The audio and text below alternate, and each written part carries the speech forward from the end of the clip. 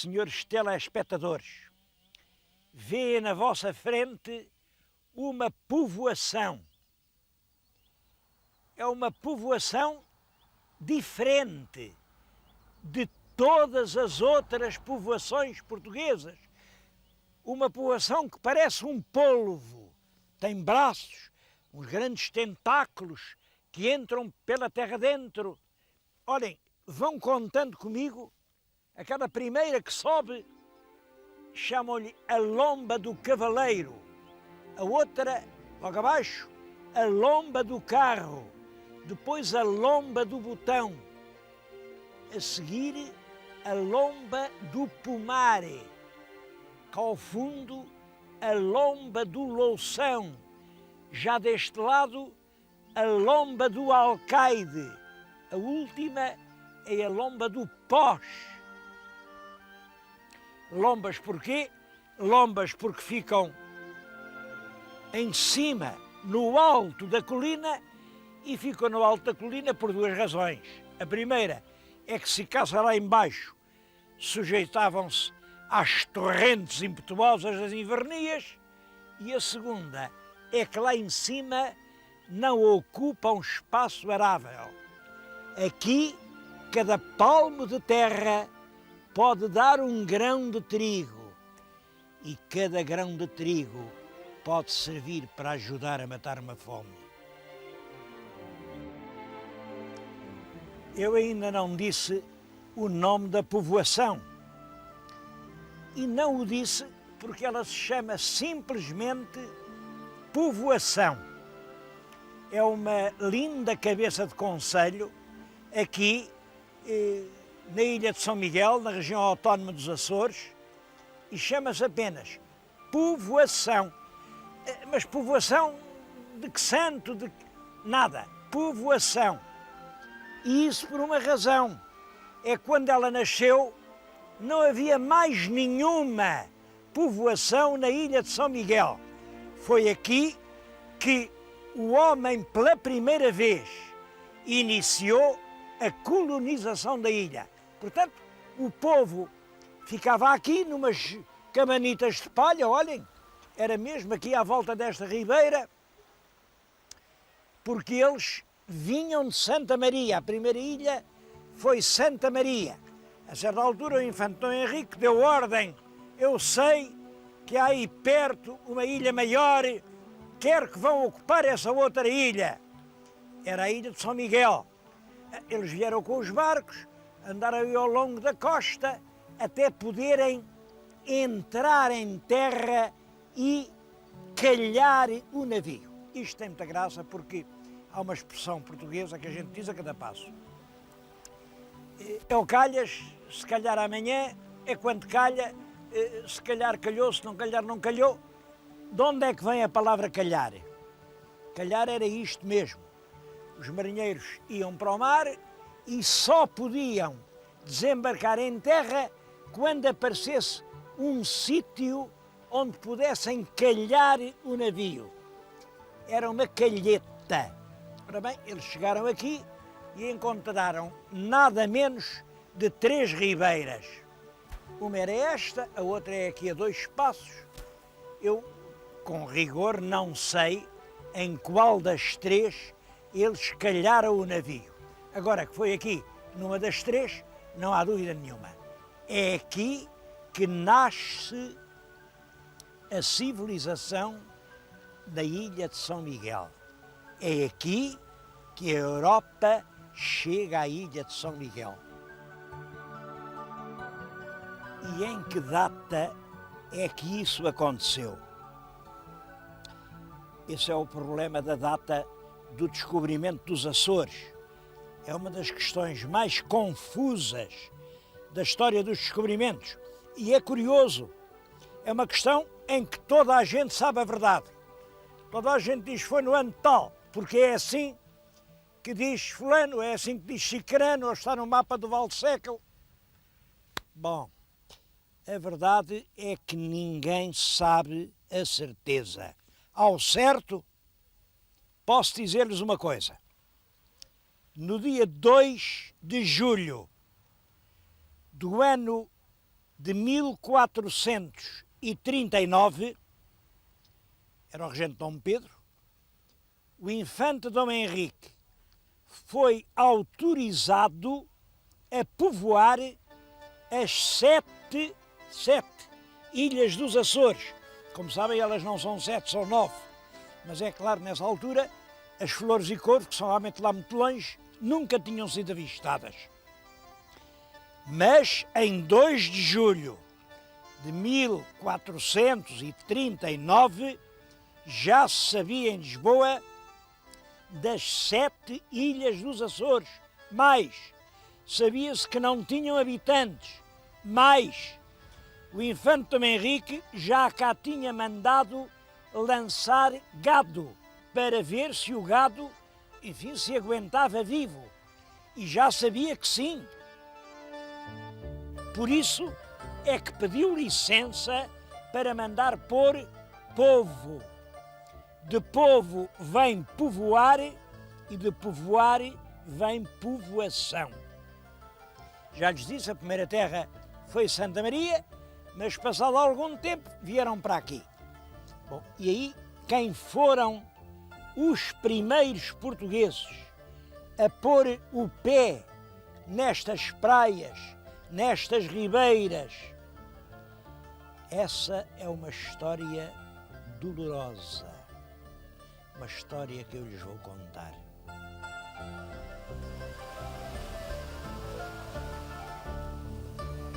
E quando começa o povoamento da ilha? Eu conheço algumas notícias isoladas que podem recuar a data até 1445, quando muito 1444. Mas o primeiro relato completo e sistemático é o que vem neste livro. É o livro 4 das Saudades da Terra, do Dr. Gaspar Frutuoso, que é um dos mais interessantes cronistas portugueses do século XVI e anda muito esquecido. Bom, ele aqui diz que o rei mandou para aqui 12 cavaleiros da África com as suas mulheres.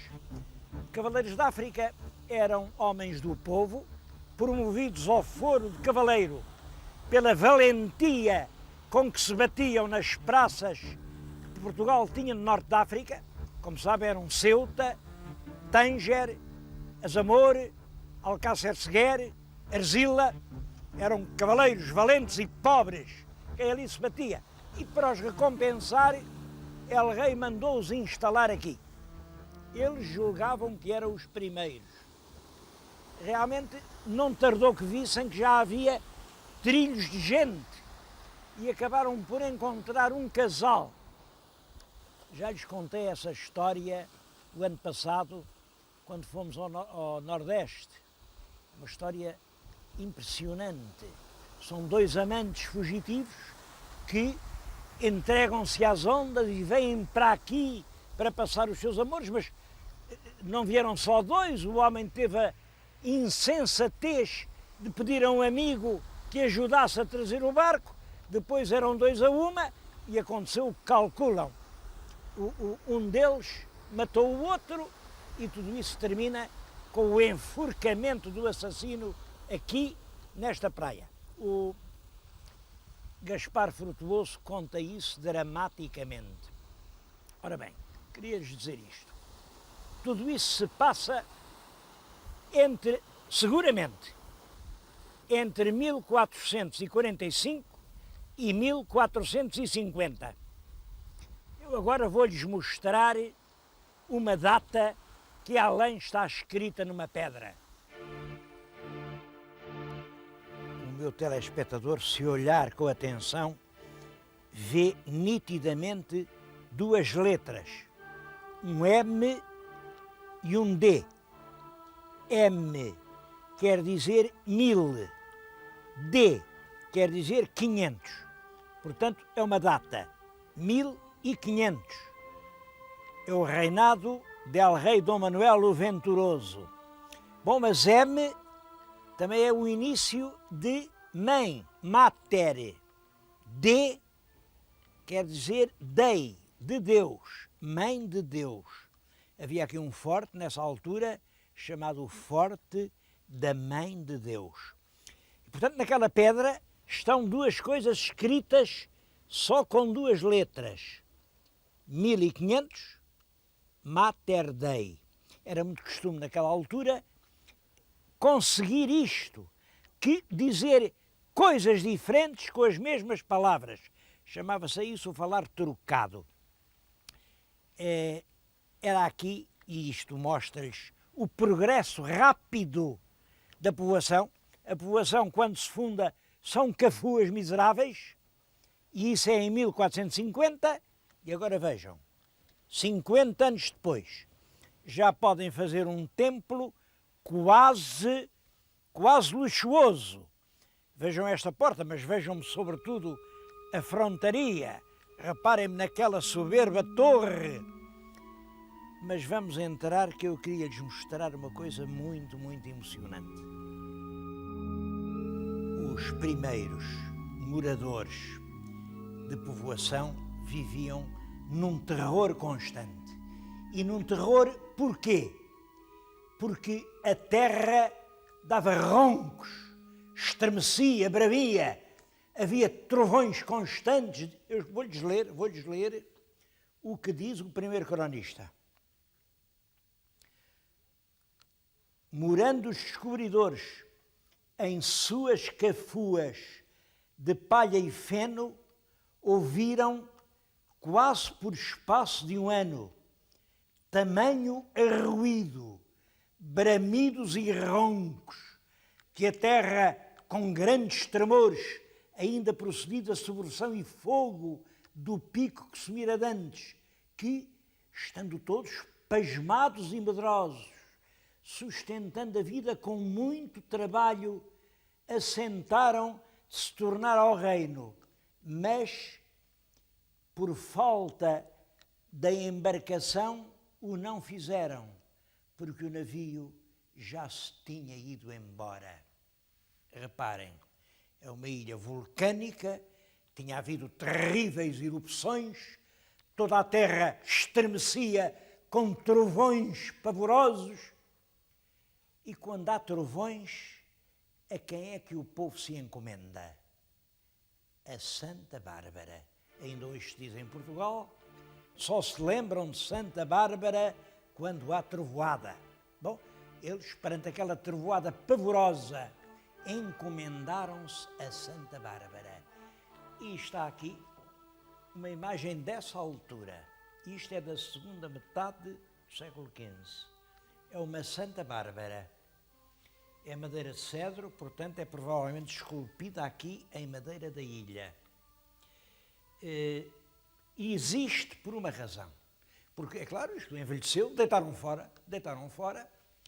Simplesmente um carpinteiro culto e honrado, o senhor José da Conceição Raposo Gonçalo, que está ao pé de mim, e eu tenho muito gosto em lhe prestar esta homenagem. O senhor José da Conceição Raposo Gonçalo achou isto no lixo, feito em bocados. Bom, como é marceneiro de profissão, com jeito, colando um bocadinho, outro, conseguiu reconstituir a imagem. Mas isso não é o mais importante. É que depois de ter reconstituído uma imagem do século XV, em vez de ir a Ponta Delgada ou a Lisboa, a qualquer parte, vendê-la a um antiquário, que lhe dava um bom dinheiro por isto, fez uma coisa admirável. Ofereceu-a à igreja da sua terra, à igreja onde ela tinha pertencido e de onde nunca devia ter saído. Penso que o José da Conceição Raposo Gonçalo merece esta homenagem e tem direito ao reconhecimento dos portugueses e a ser apresentado como um exemplo. Se toda a gente tratasse assim o património, nós hoje estávamos mais ricos. Como vê, a imagem está longe de estar perfeita, é uma imagem a aguardar um restauro profissional, é uma Santa Bárbara bem típica da escultura dos fins do século XV e não tenho dúvida nenhuma, foi esta santa que se encomendaram os moradores de povoação aterrorizados pelos roncos que a terra dava. Mas a verdade é que a Santa Bárbara nem sempre protegia a vila da povoação. Às vezes parece que estava distraída. E não houve desastre, não houve tragédia que não caísse sobre esta terra. A povoação é a vila mais sacrificada, mais mártire de todo o território português. Não houve mal que aqui não acontecesse. Logo no século XVI foram erupções de vulcões. No século XVII, o terrível vulcão aqui das Furnas, de 1630. Ou então eram pedaços de montanhas que se desprendiam, caíam sobre as casas, matavam as pessoas. Mas, sobretudo, as ribeiras. As ribeiras, já lhes falei nas três ribeiras, os portugueses gostavam muito de pôr as casinhas à beira das ribeiras, porque, é claro, tinham peixe, tinham água fresca, tinham caminhos para o interior, tinham varadores para os seus navios, e tudo bem. O pior é quando vinha a força do inverno, chovia muitas horas, aí as ribeiras engrossavam o caudal e em vez daqueles delicados e transparentes fios d'água, eram enxurradas brutais que varriam tudo quanto levavam na sua frente. A última foi no dia 14 de dezembro de 1996. Eu tenho imagens, olhem, por exemplo, aqui, deste jardim. Isto era o mar, não era só um mar de lama, era muito pior do que isso, porque a água vinha com uma força enorme, arrancava as árvores, grossas árvores, nas montanhas e atirava com as árvores contra a frontaria das casas, rebentava as portas, as janelas, destruía os interiores dos lares. A terra, à noite desse terrível dia 14 de dezembro, parecia uma terra morta. Bom, mas na manhã seguinte estava toda a gente na rua a trabalhar. Aqui, neste sítio, olhem, aqui ao pé deste, havia mais de um metro de lamas, pedras, troncos. Em poucas semanas, a vila ficou tão bonita como antes. Em poucas semanas. E hoje, quem esteve aqui há 10 anos, como eu estive, e quem está hoje, vê que a vila andou para a frente. Está maior, está mais florida, está mais bonita. Eu nunca vi a povoação tão bonita. Pouco depois, nova catástrofe.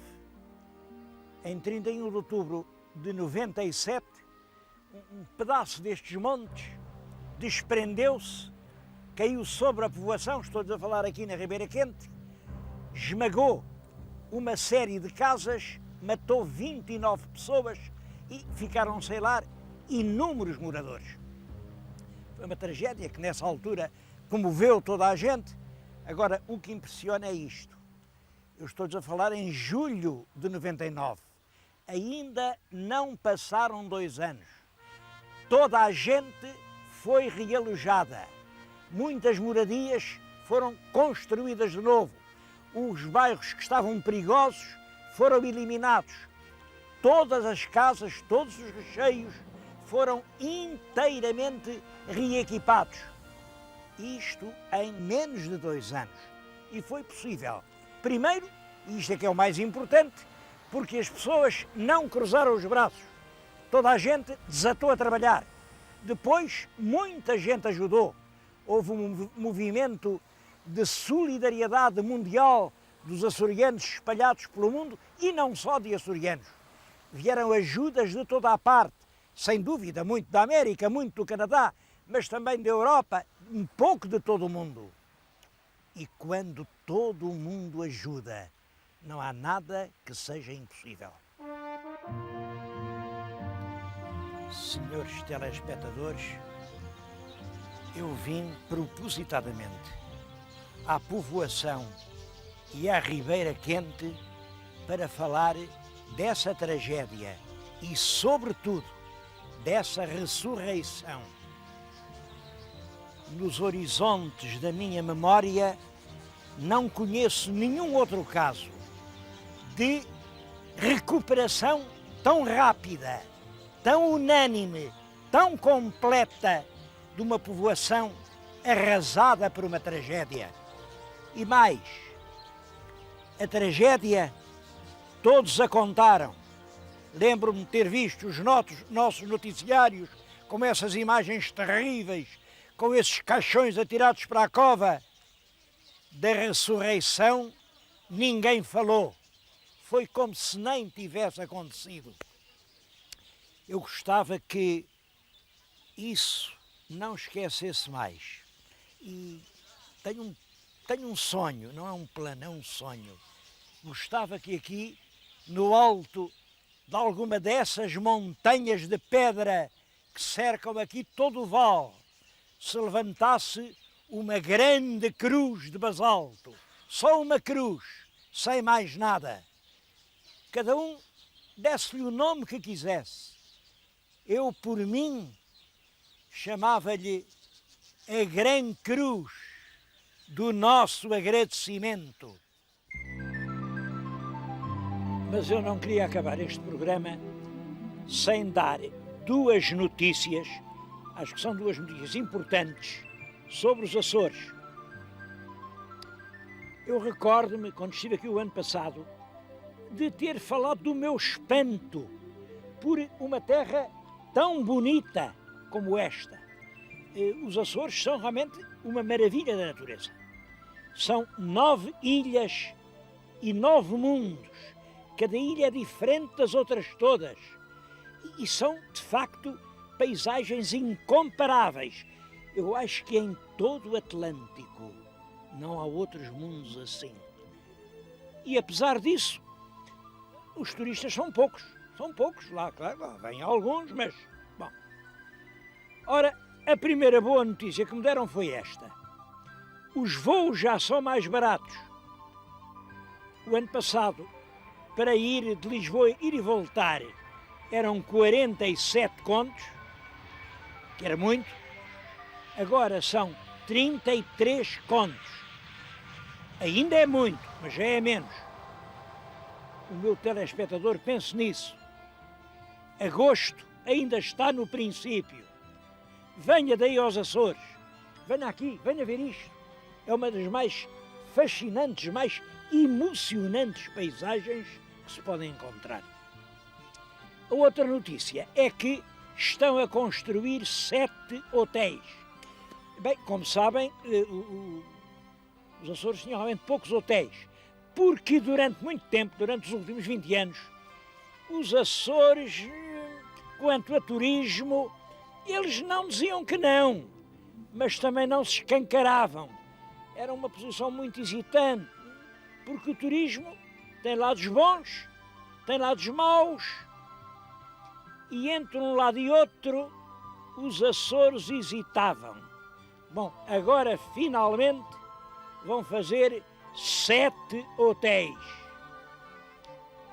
Oxalá que os turistas venham, mas quem tem que dar o exemplo somos nós, os portugueses.